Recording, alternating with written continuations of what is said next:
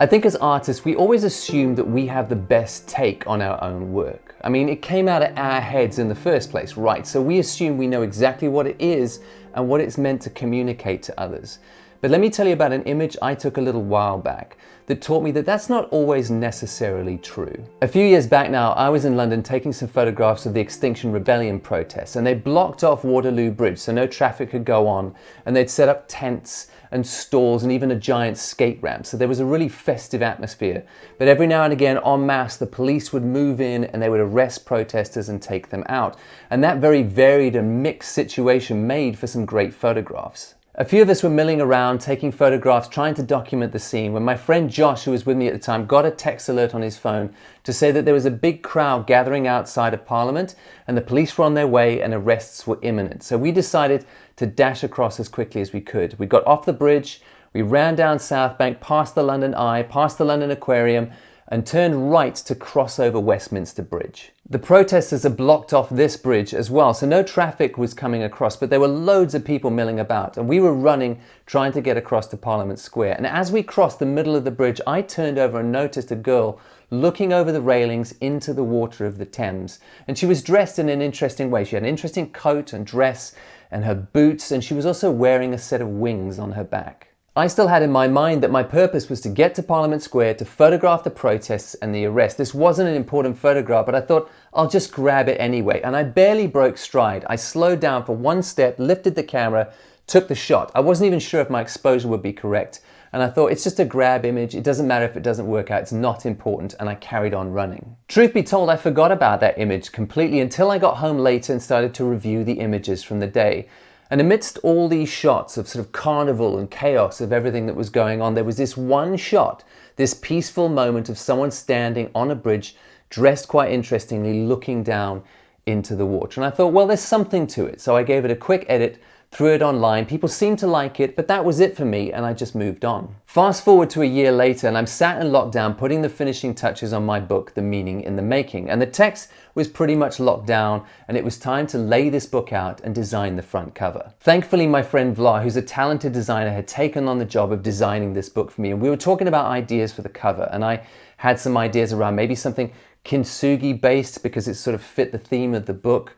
And we'd also found this great little pencil sketch Rembrandt had done of himself painting at an easel that we thought we could do something quite clever with a sketchy cover.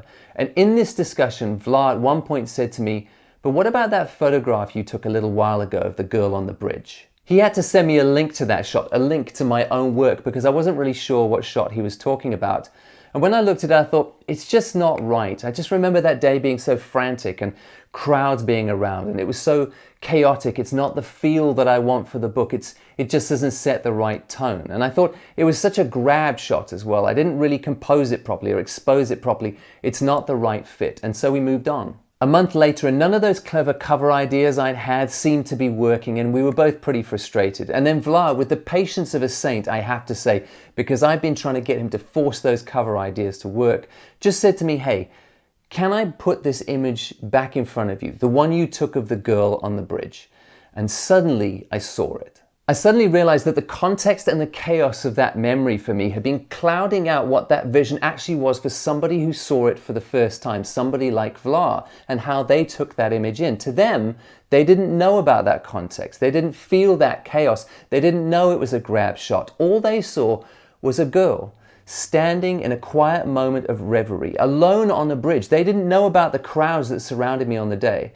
And the light looks soft, it might be early morning, and over her looms the Houses of Parliament. Someone seeing that image for the first time would see a girl standing alone quietly on a bridge, dressed creatively, from coat to dress to boots to the wings she's fashioned for herself and put on her back. They would see a creative soul standing against the background of a sometimes oppressive and austere modern world. And what better cover for a book that offers a modern creative philosophy, which just happened to be what I was writing at the time. Vla was right, so why did it take me so long to see it? I mean, it was my own work, so why couldn't I see its potential and how it would be received by others? Why did someone have to point it out to me? I think we can easily get too close to our own work. And by that, I mean that we load our own baggage onto it, that our memories of making it on the day cloud what it actually is that we produced, and our heavy intentions that we load on it make us miss how others will actually receive our work. We often forget that we as the maker, as the artist, are only half of the equation for the work that we make. The other half of the equation is how other people take and experience our work and what they see. And everybody out there comes at our work with their own history, their own personality, their own experience, their own mood, their own worldview, and that will affect how they take in the work that you produce. And their point of view on our work is also valid. In so many ways, when we put work out into the world, it will generate a soup of responses, a soup that's as varied as the people who actually experience our work. And every single one of their perspectives adds a richness to our work that goes beyond the very narrow, singular intention we set for ourselves. Or worse, as in my case, the very limited and clouded view I had of my own image. Very simply put, I couldn't see the peaceful mood in my own shot because the memory and the emotions that I'd attached to that image from the day were so frantic and chaotic. The truth I learned is this: we are not always the best judge of our work and its potential to communicate to others. So what do? I think we have to get into the practice of sharing our work with others and really hearing the responses that come back at us, and not being defensive and getting upset by the fact that people are responding to our work in ways that we didn't really intend when we made the thing. Because if we open ourselves up to hearing what they're really saying and what they're really seeing and what they're really hearing, we might find new richness and depth to our own images or music or paintings that we hadn't even intended in the first place. We all know the internet isn't necessarily the best place to do this, but I would still recommend that over just creating in a void. But what I would suggest first and foremost is to find a few other trusted voices who you can share your work with and ask them what they see. Perhaps you can find other artists who do what you do, and you can partner up and show each other your work and build a relationship where you really listen to each other. You don't get defensive and feel the need to set each other straight when they haven't understood your intentions, but you really listen to their response and how they view what you've done. And that you have the humility to take on board where they show you the blind spots you might have about your own work. I think we labor under the false assumption that we have to have all the answers about our creative output.